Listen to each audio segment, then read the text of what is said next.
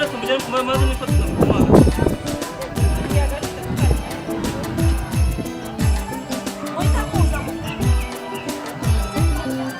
Amata y'ababyeyi urayasize wemeye gukamisha uduhaye umwaka nyamibwa we amata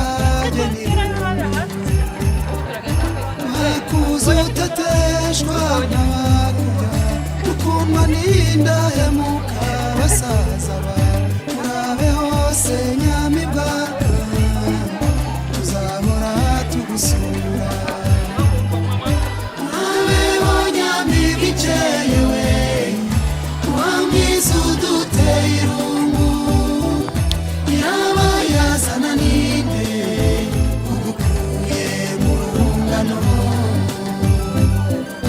urabeho nyamibwa ikeye we wamwiza uduteye irungu yaba yazana ninde ugukuye mu rungano utitarumira hira umuririmba iteka none uramusize uduteje amatage uratuziza iki wibabaza umuryango akavuyo kabiharwa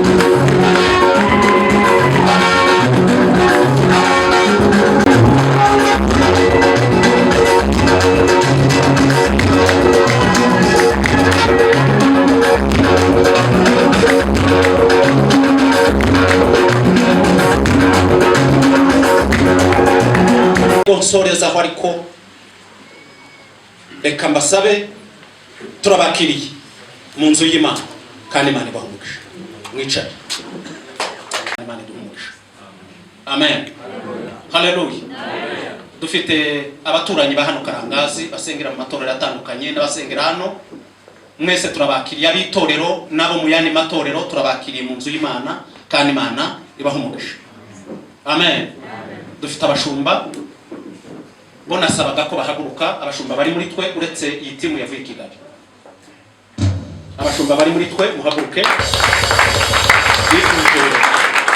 Imana ibahumugisha mwegere mu nzu y'Imana turabakiriye by'umwihariko kandi Imana ibahumugisha amen haleluya haleluya dufite timu yavuye Kigali iyobowe na Reverend Pasteur Espoir reka mwisabe nayo ihaguruke kugira ngo tuyakire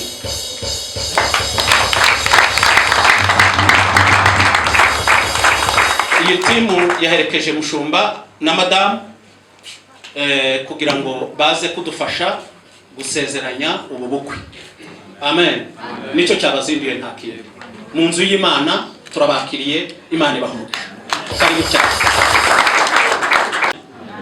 kubera ko dukora amasaha yaducitse kubera ko turimo gukora ibintu twihuta tugiye gusaba ya timu yaraha ize yongere ducishirizeho akaririmbo kamwe kihuse imutinde kugira ngo twakire mushumba atangire igikorwa cyacu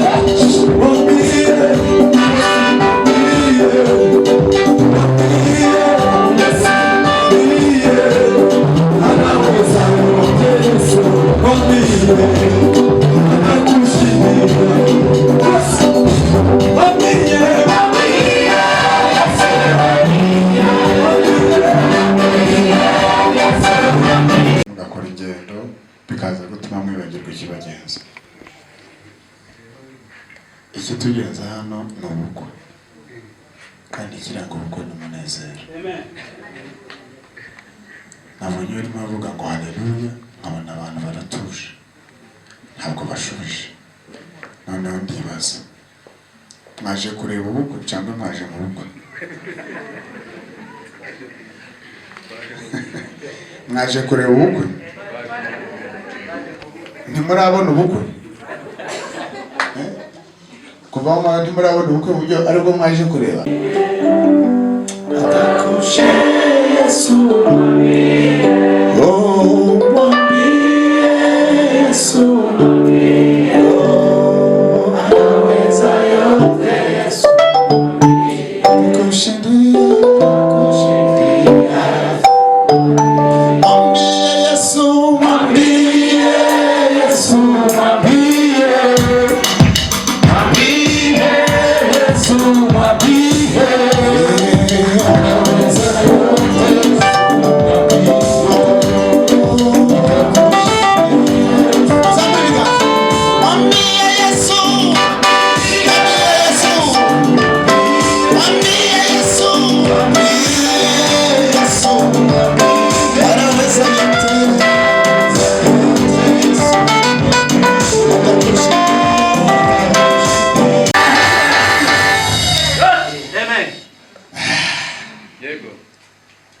turashima Imana kuba turi hano.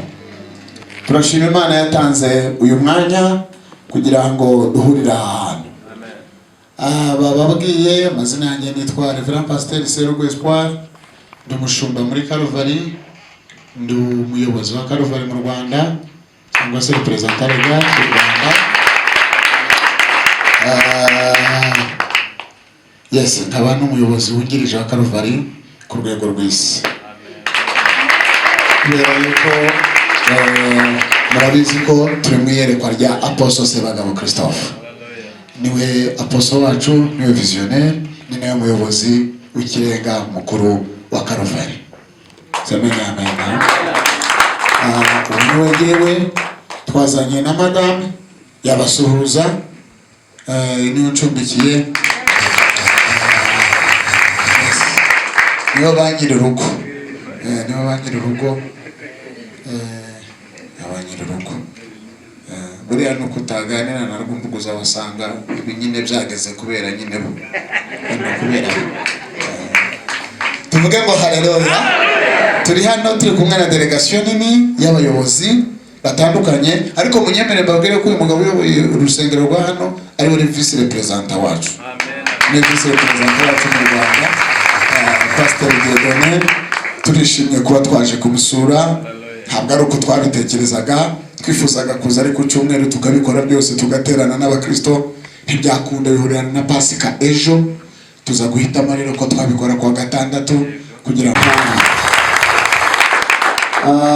uriya yitwa Kabana cyangwa Kabana Nonsiyata, yitwa Kayitesi, niwe mugumanyiryo.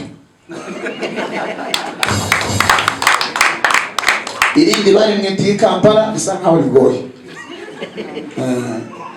Tuvuga ngo haleluya. Turi kumwe n'umuyobozi ku rwego rw'igihugu ushinzwe ibijyanye n'imiryango. Abazi Calvary bazi neza ko yubakiye ku miryango, amafamiye. Niyo tugira imiryango 12 kuri paroisse. Nibwo ujya mvuga utuje werekere Musanze nuko, ariko i Kigali ni mu muriro kubera ibintu byinshi biba bihari. Aba bantu rero babisize munyemere mwongere mwashimye. Madame nawe yakoze kwemera tukagendana. Yakoze cyane. Yakoze ibintu byinshi birimo kumuruhusha, arangiza kandi akavuga ngo aranamperekeza.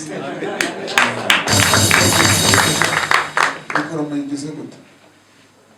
Mbese ikomeje ko yari.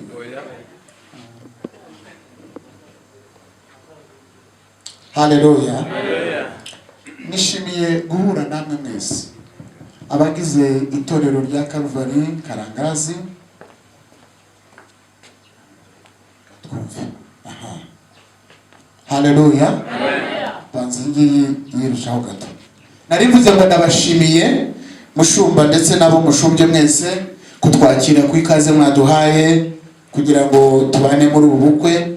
Ni ukuri duciye bugufi, turashima aho mugeze ndetse turashima n'imibanire n'abandi twayibonye. Imana ibahe umugisha, turabashimiye cyane. Ndishimiye kubona ababyeyi, abavandimwe, bamwe dufite byinshi duhuriyeho mu muryango, hafi aba bashumba bose bahagurutse, uretse bari mu kigero cyanjye, abandi barandeze ndi mutoya, bambona mbyiruka, none bambonye mbyirukiye ku gatuti. Tuvuge ngo haleluya. Ni ibintu bishimishije cyane. Ndishimiye ku bwanyu, kandi nishimiye guhurira namwe mu nzu y'Imana. Abo tuziranye n'abo tutaziranye, ndagira ngo nongere mbakire muri aka kanya gato tugiye kuganira mu ijambo ry'Imana ndetse no kwakira amasezerano y'aba bantu bagiye gukora hano ku mugaragaro, kuko ayandi bayakoze tudahari. Amen, amen. Tuvuge ngo haleluya. Hako banza tuvuge ngo haleluya.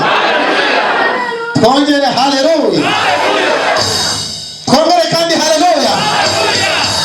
Dusome ijambo ry'Imana mu gitabo cya Zaburi 127 umurongo wa mbere, niba ngombwa ndawusoza cyangwa some yawo gusa. Haravuga ngo Uwiteka iyo atari we wubaka inzu, abayubaka baba baruhira ubusa. Tuvuge ngo haleluya. Haleluya. N'aya magambo yonyine ngiye kuganiraho akanya gato. Iyo Uwiteka atari we wubaka inzu, abubaka bibwira ko barimo bayubaka, bakaba bazi neza ko barimo bayiyubakira ubwabo, barangiza bakayubaka uko bashaka, bitari uko Uwiteka ashaka. Ijambo ry'Imana riravuga ngo baba barushwa n'ubusa, abayubaka baba baruhira ubusa. Tuvuge ngo haleluya. Niki kitugenza uyu munsi? Uyu munsi ntabwo tuje guhindura umubano cyangwa amasezerano ya Rwumbuguza Olivier na Nyantabara Chantal, ahubwo turi hano ku mpamvu zikurikira. Amen, amen. Turi hano kugira ngo icyambere duheshe agaciro ivyo Imana yakoze. Sawa? Hari umunsi mu bihumbi bibiri byuzuye, nange wango na 20, mu bihumbi 2000 byuzuye, umugabo wari umusore witwa Rwumbuguza Olivier yari magenda ahantu nanjye ntazi. Amen, amen. Ahura na Nyantabara Chantal. Umwe ndatekereza ko ari Rwumbuguza abwira Chantal ngo nagukuruza. Sibyo? Ndagabanya kuririmba kuko bure nari nanjye. Angirira n'urukundo, aranyambura, arangiza ishuri imyenda yanje, anje we yanyuzeho mbabaye. Angirira n'urukundo, aranyambura, arangiza ishuri imyenda yanje, anje we yanyuzeho mbabaye.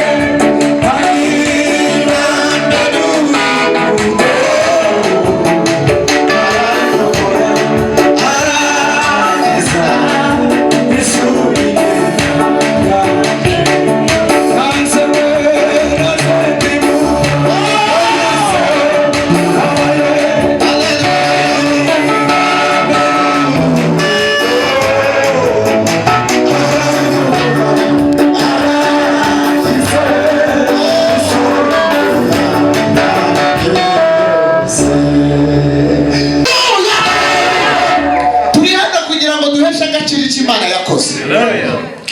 Kuri uwo munsi bambwiye ngo bahuye mu 2000, ngo bamare guhura babana uko bavuganye. Sawa? ndagira ngo mbanze mbemeze ko Imana yabishigikiye, kuko itabishigikira ntabwo nabikora. Sawa? Kuko uko niko ngiye byemera kandi nawe niko ubyemera. Imana ya Israheli igira imbaraga n'ubutware, ishoboye kandi igihuza abadashobora kumenyana, igatanga kumenyana, nyuma yaho igahuza imitima. Semeni amen. Kuko ibihe byo bijya bihuza abantu, imitima igahitamo abo muhuza, imyitwarire igahitamo abo mugumana. Semeni amen. Baragumana, bamaze kugumana barabyara. Rimwe barabyara, kabiri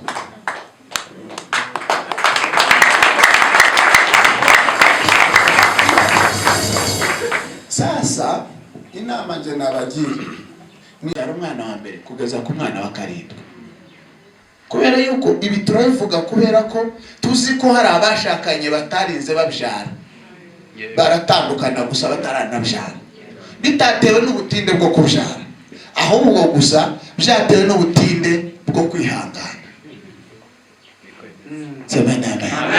Barambiwe gusa no kwihangana. Tuzi n'abashakanye kwa gatandatu batandukana ku cyumweru, abo nabo barahari. Mpeni Bwana utukufu na nguvu, mpeni Bwana utukufu na nguvu, mpeni Bwana utukufu na nguvu, mpeni Bwana utukufu na nguvu, mpeni Bwana utukufu na nguvu, mpeni Bwana utukufu na nguvu.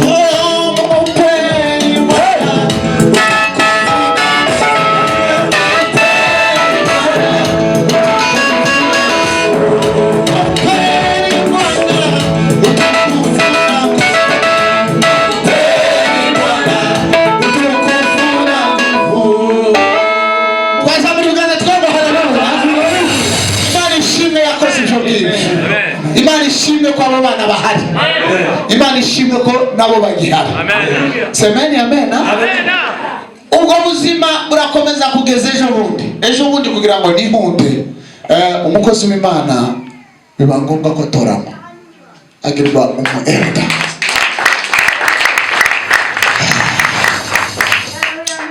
Haleluya. Agirwa umu-elder, kandi umu-elder iwacu ni nk'umupasiteri uri mu igeragezwa, akora imirimo yose ya gishumba. Yemerewe gusezeranya, yemerewe gutanga igaburo, yemerewe gusengera abana kubarika, yemerewe gushingura. Semeni amen. Turamushimiye mu izina ry'itorero. Tukimara kumuha izo nshingano, wenyine asa n'umuntu uzamura ukuboko mu ishuri, aravuga ati ariko nubwo mu mpaye z'inshingano hari ibyo nsabwa gukora njye ntari nakora, hari ibyo nsabwa gukorera abandi njyewe ntari nakora. Ni gute nzasezeranya ntarasezerana imbere y'Imana? Papa uri umugabo. Amen.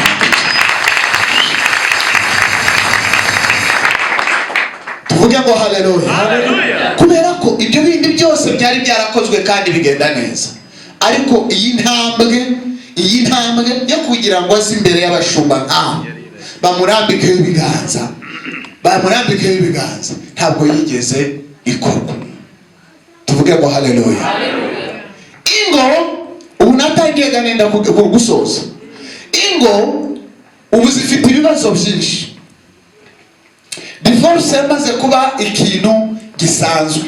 Ntabwo uyu munsi ni ukuri mfite ijambo ry'ubwanje ryakwigisha aba bantu uburyo bwo kubana, kubera ko babanye nje ntarashaka.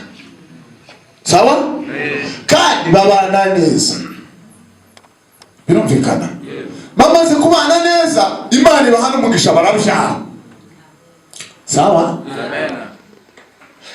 Ntabwo rero ndibuze kubabwira ngo dore uyu munsi ngo mbigishe cyangwa mbasezeranye nkuko nsanzwe nsezeranya umuhungu n'umukobwa bagiye kubana, kuko abo tuza tubabwira ngo dore imbere aha hari ibibazo bijyanye na divorce mushobora kuzahura nabyo. Dore impamvu divorce ari nini mu Rwanda, dore impamvu ari nini mu mahanga yandi, dore ikijye gitera divorce cyane niki. Nuko ngo ushobora kuvuga bitatu.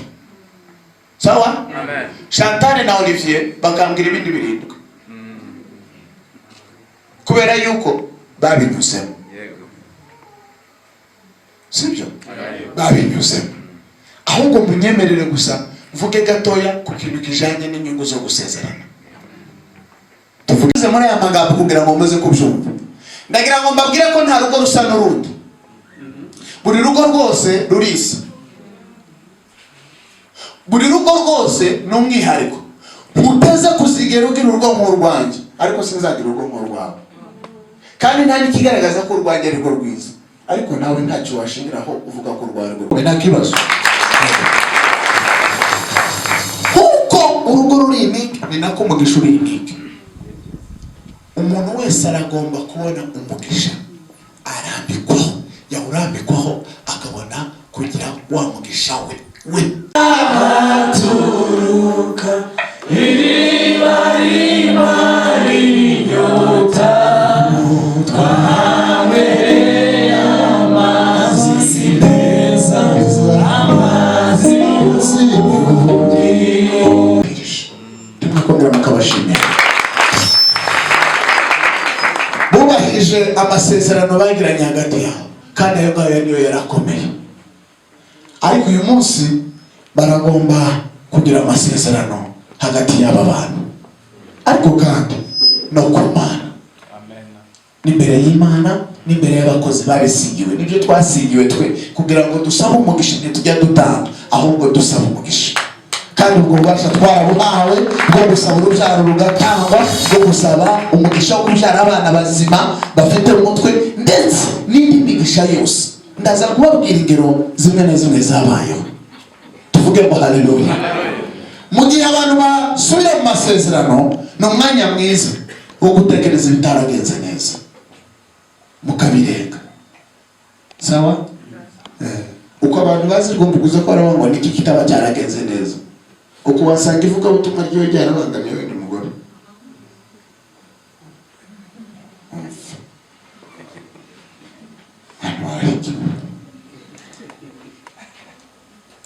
Ashobora kubura ikindi kintu nakyo kubera ko n'umusirimbyi w'Imana n'umutarami. Sibyo? Ariko nabonye abagabo, papa wanje ujya witonda, nabonye abagabo basigaye baje bavuga gute ukatransfera ku rubyaro. Twavuga ngo haleluya. Amen. No gufata umugisha. Iyo dusengeye abantu nabivuzeho, tuba dusenze kugira ngo urubyaro rwe ruzaba urubyaro rukomoka mu bizera, ruzagire amarangamutima, rugire kamere, rugire indangagaciro z'umuntu ukomoka mu rubyaro rw'uwari Imana. Tuvuge ngo amen. Amen.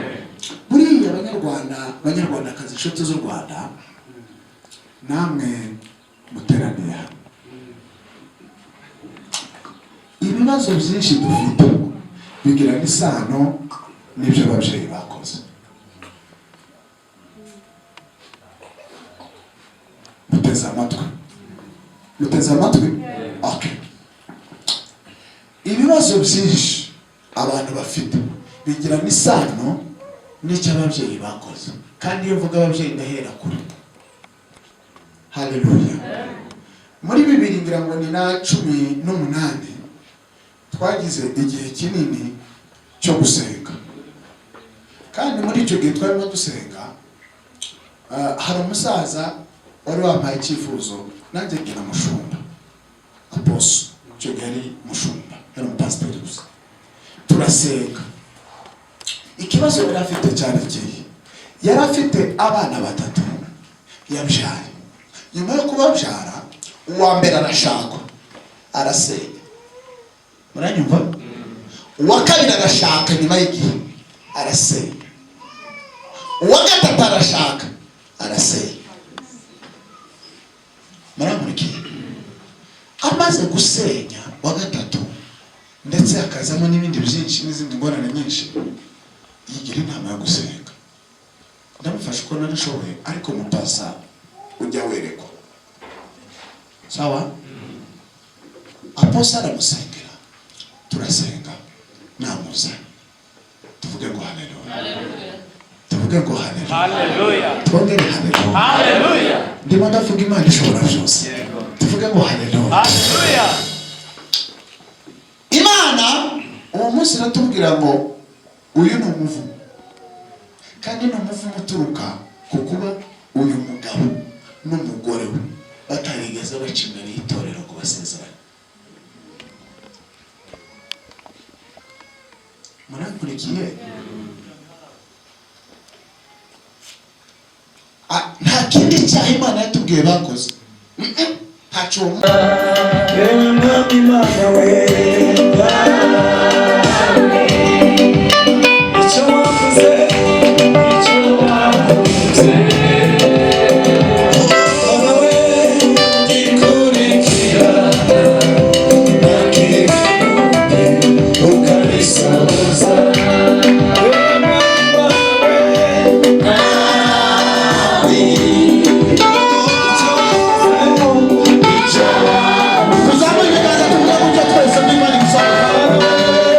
niyo mpamvu nuko baba bagomba gusezerana.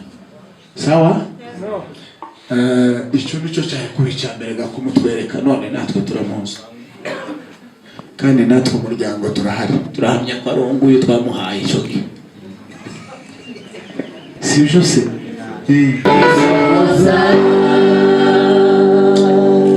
Wamumpera microphone Olivier adusubira amasezerano mbere yuko amwambika impeta n'ibindi.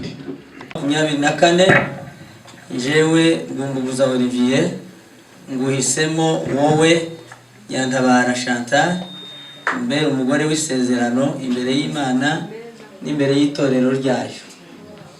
Ngusezeranije ko nzagukunda, nzakubaha kandi kubahishe muri byose, turwaye cyangwa turi bazima, tubyaye cyangwa tutabyaye, ariko icyo cyararangiye Imana ariko kimuze abashimeje kuba no kuvuga ngo dukomeje kubyara cyangwa turekeye aho. Sawa, dukenye cyangwa dukize, yego, ndemeza ko tuzabana karamata, yego, ko nta kizadutandukanya,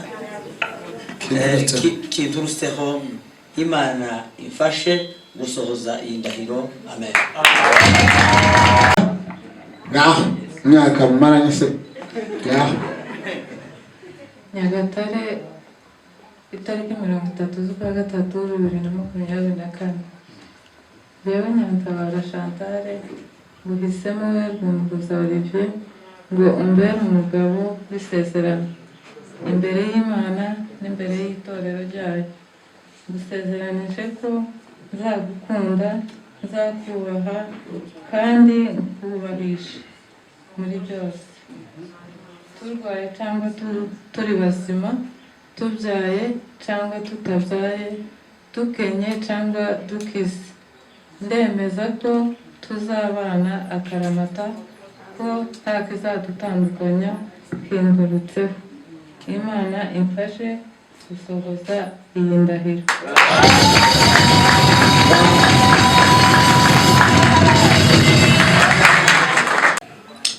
mu izina rya Yesu Kristo umwana w'intama w'Imana. Mana, iki ni ikimenyetso babayeho igihe kinini, baba bacyambaye cyangwa batacyambaye. Mana we, iki gikorwa kitarabaho kugira ngo tugiheshe umugisha. Uyu munsi twateye intambwe kugira ngo tugiheshe umugisha. Ndakwinginze kugira ngo ibitaraba mu rugo rwabo byiza wabasezeranyije bisohore mu izina rya Yesu, kandi bize bibe. Iri ni isezerano rigaragaza urukundo rudafite aho rutangire ndetse ngo rugire n'aho rugarukira. Kubera iyi mpamvu, imbaraga z'uburwayi, imbaraga z'abarozi, imbaraga z'abapfumu, imbaraga z'abakonikoni zisirwa katika jina la Yesu. Griza kata za vyawi eme ya zangu lukuta kakasambi sisteme ya wingi za vamba za mia kukuta sapi. Mana we, uhagarareho kandi umugisha utembe umanuka ugere ku bana abuzukuru n'abuzukuruza kubera kukubaha uzahora umubahisha wa mana.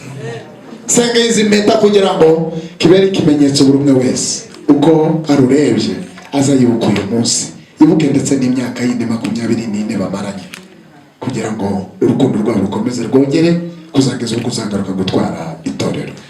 Urakoze kumva gusenga kwacu mu izina rya Yesu Kristo. Amen. Mwokozi, sauti yake nzuri najua ninamfungulia naona uso na siku sitaiza ninamfungulia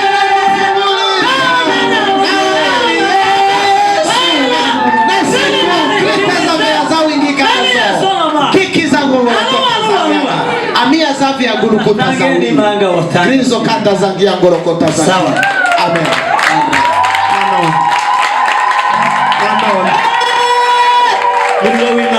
Nanon wotinga ya tindari gubugusa. Nanon Rumugabo kabisa. Ariko manyeme tugatanga haleluya.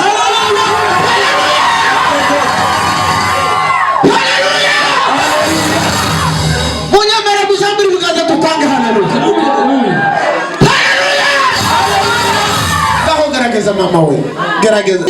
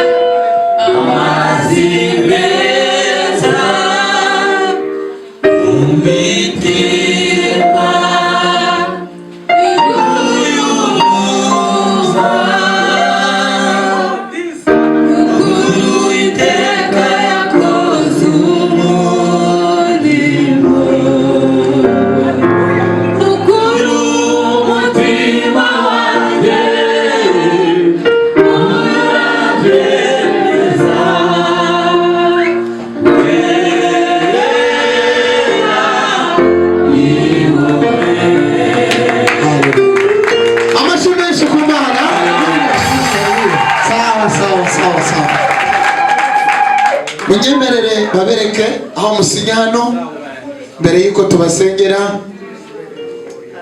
Musinye buri hari ibipapuro batagiraga. Sawa? Nukuvuga ngo impamvu yose yakuzaza ikavuga ngo batange certificate ya mariage iyatanzwe n'urusengero, keretse bagiye gukora inyandiko mbibana, ariko ubu barayikoze none.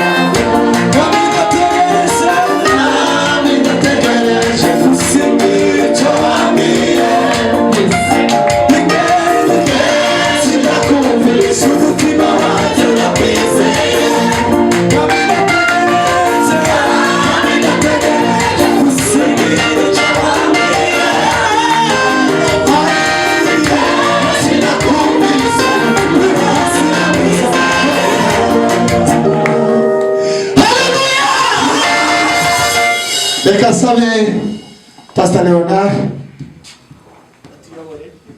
Mana ndagushimiye Katika jina la Yesu aliye hai Baba na kuomba fanya Mana ndashimiye Mana ndagushimiye kuri uyu munsi wa none kuri ibi Umwami wanje ndagushimiye kuko abandi nabo Mana muri iyi minsi yose bari babanye mu ngeri mwiza bamushimiye yuko wamaze ubugingo bwabo Mwami wanje muri aya masaha tukaba turi hano Mwami turagushimiye kubyo wakoze muri kano kanya mu ngeri mwiza ibi birori Mwami wanje turabihesha umugisha Mana turasaba muzubane nabo ubukwe Mana ibi birori Mwami aya masezerano turasaba muyakomeze ubundi kandi Mana yaje bishize mu kuboko kwawe uru rugukomeza ubane nabo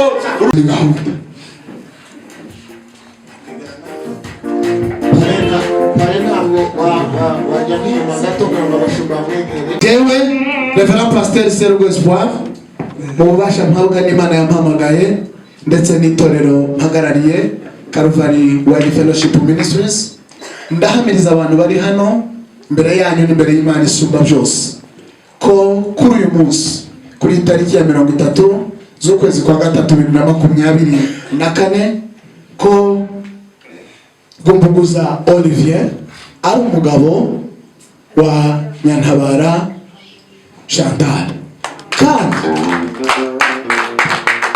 kandi Chantal nawe ari umugore wa Ruhumuriza wa Gumbuguza Olivier. Ibyari byarabaye mbere uyu munsi wa none itorero rya Calvary Wide Fellowship Ministries ribihesheje umugisha. Twongeye gusubiramo aya magambo ngo icyo Imana yahuje ntiyakagire uzagitandukanya uzabigerageza Imana Israel izamurwanye yihanukiriye. Amen. Imana ibarwanye. Mwanyemerera nanjye ngafata ifoto sawa ugendera kuvuga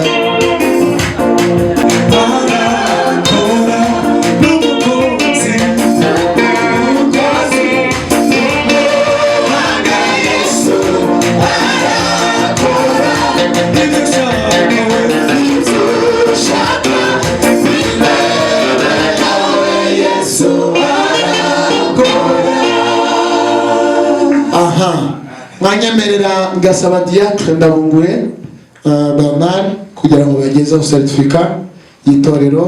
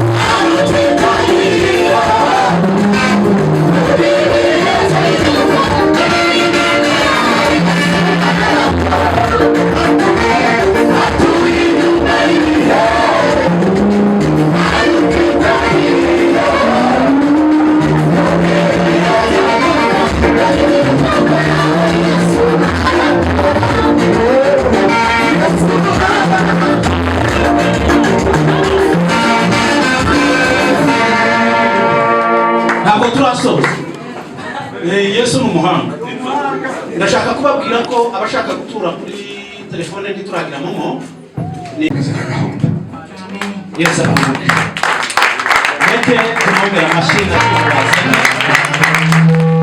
Yesu abamuke. Amen. Haleluya. Haleluya. Tugiye gusubiramo gatoya hanyuma mbabwire ibindi bikurikiraho. Yego. Gatoya kugira ngo babandi barimo gutura kuri telefone babisoze.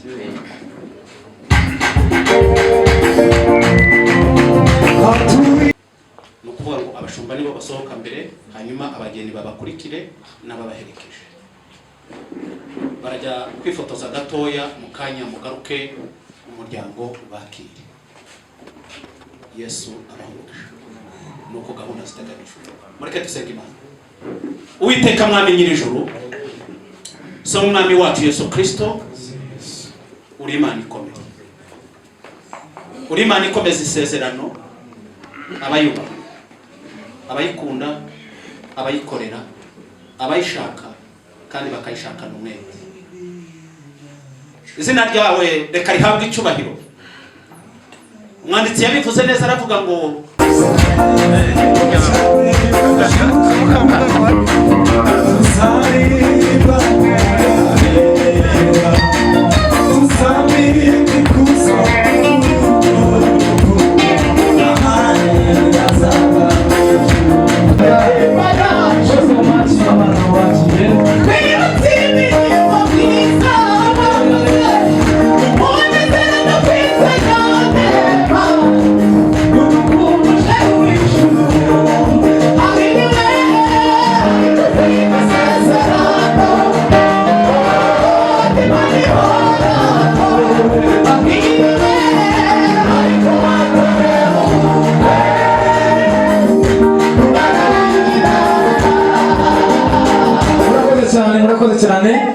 vuba hanyuma turebe na Nyantabara nabo tw'Ingwiza z'umwe. Ingwiza ni igitanga. Duhereze Imana amashyi kubw'abacu bakiraga. Noneho tugiye gusenga twakire n'Imana, sibyo? Twabakiriye tugiye gusengera ifunguro, dusengere n'uyu muhango. Data mu izina rya Yesu turagushimiye kubw'uyu mugoroba n'uyu muhango twongeye kubamo nanone w'abana bacu. Mana yo mu ijuru, ndabizi ko bagutumiye mu bukwe bw'Ikana y'i Galilaya urahaba. Bano muri ubu bwa Karangazi, bano muri ubu bwa Olivier turagukeneye, we dukeneye ahati ntihagaragare cyane hagaragare wewe. Niwe twakiriye muri byose. N'uyu mugati n'iri funguro n'iki cyo kunywa turagishengeye mu izina rya Yesu, uze kugiha umugisha. Abari kugifata kibatungire ubuzima, udutungire ubugingo tubashe gukorera mu izina rya Yesu. Amen. Reka duhereze Imana amashyi hanyuma twakirane wadutwarira uwo mugati wa mutsima rero rugo tukareba ko babigenje neza bakakirana ugomba kuza akatwakira aho ngaho. Duhereze Imana amashyi kuko babikora bitonze, ifoto igatinda kugira ngo ifoto ibe nziza. Dukataho gato y'umukobwa arya yitonze, umwari wasanga atarambera n'amenyo akomeye cyane. Dukamukatira gato gato keza ugatware gahoro kugira ngo cameraman aje kugeza ivi hasi ifoto ikiri ku kanwa. Sawa? Mumpere papa mumpere. Umugore yahagiye mu rugo, Mana iguhe umugisha, murekera haraha ibyo byose biciyemo. Noneho Nyantabara nawe agiye kutwakiriza umugabo muri uru rugo, amubwire amwereke ibyo yamubwiye ko ari impamo. Yamubwiye muzagukunda, umuntu ugukunda atakugaburira ntabwo aba gukunda. Noneho mama muduhere icyo kurya. Yego, Mana iguhe umugisha, mwongere nk'uko twabivuze kare ngo umugabo ni uwafunguye, uwafashe ku mafunguro akabasha gupagasiriza urugo. Sawa? Mwongere kandi gahoro gahoro. Mana iguhe umugisha mwinshi. Duhereze Imana amashyi twese. Biriya bisobanuye iki? Hanyuma mwese mufate twa turahuri twanyu, metrone na mwese mudufate berwe uko tugiye kubigenza. Buri wese afata ke, buri wese nafata ke, nta udafita ke. udukongoro tw'abana twaratubajije, turiteguye, turahari, dufite n'imitemeri yatwo. Aha, muzamure mwese mugongeshe muvuge ku buzima bwacu, hanyuma bahita batwakirira iteraniro n'umuryango wose. Aha, ku buzima bwacu twese, buri muntu icyo kurya icyo kunywa kikugereho, nikitanakugeraho ugume mu mwuka, sawa? Fanga ntigukure mu mwuka, abana ziri murahari. Hanyuma protokole mutugirire vuba, buri muntu icyo kurya n'icyo kunywa kimugereho. Uyu mutsima n'amata yo kuwusomera abengeze kuri buri muntu wese, sibyo byiza? Abana ziri muri hehe? Okay, murakoze cyane. Iyi mpano ya kabiri bateguye ni bateguriye umuryango wa Pastor Manzi, bavuze ati umubyeyi watubaye hafi mu nama, mu bitekerezo, mu mafaranga, mu bikorwa byose wabanye natwe. Uwo muryango wa Rwumbuguza wavuze ngo Pastor twabushimiye, sinzi umudamu we niba ari hafi aho ngaho, yatambuka bakabashikiriza impano babageneye. Ati mwarakoze cyane babyeyi guhagararana natwe, mwarakoze cyane. Yego, mwegerane neza. Rendo n'abamayi barazimaze. Kasaba umwana azane impano twateguye. Ndabizi ko twakoze byinshi muri ubu bukwe, ariko ntitwareka kugira icyo dutanga. Nawe uhagararemo nawe. Murakoze cyane, nimwifotoze. Bakoze pasiteri namwe. Fata kuri iyo mpano baguhaye, uyishikirize kaka, mubwire ati kaka we uri kaka koko, Imana iguhe umugisha.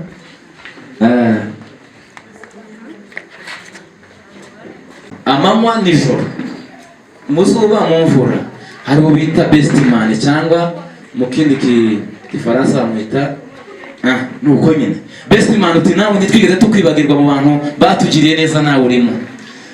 Iyi nka baza rero batazitwara ngo twaje kuguhereza inka, ariko ntazo. Rero icyo igihari gipfunyitse mu gipapu, turakigushimiye. Ni ukuvuga ngo ni kado. Kado ni symbol, ni ikimenyetso cy'urukundo. Umukobwa mwiza mama, ngiye bare tata, atubaye umukobwa mwiza wabanye natwe, watugiriye inama nk'iza abantu b'abagabo, kandi uri umukobwa. Reka bakongera bagufotora kandi gafoto umukobwa mwiza. Imana iguhe umugisha. Abanyankore bakavuga ngo wibare nyongo, wibare nyongo, wibare mu. Uyu muryango wa Rwumbuguza bavuze ngo tudashimye mu rukundo. Simbizi nimba ariho cyangwa ataje, ariko niba yaje natambuka umuryango wa Rwumbuguza umushimire mama Rukundo. Ayibambe mukama wa mani, ndamubonye nanjye. Umuryango wa Rwumbuguza uragushimiye mama Rukundo. Nimba Rukundo azi guhagararira Rwande, hanyuma umuryango wa Rwumbuguza ugushimire mama. Nukuri kose utagushimira yaba aguhemukiye. Utagushima ninde, ndavuga Imana yaremye mama Rukundo.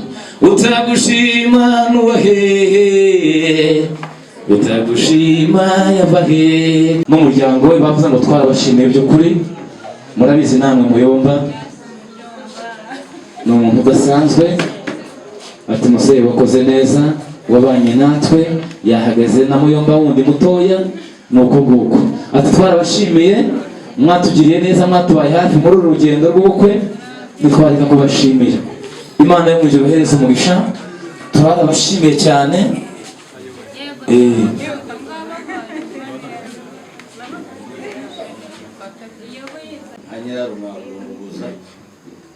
Rwumbuguza afite ba nyirarume benshi, ariko ntibashoboye kuboneka, ariko n'igihe bari presente bose.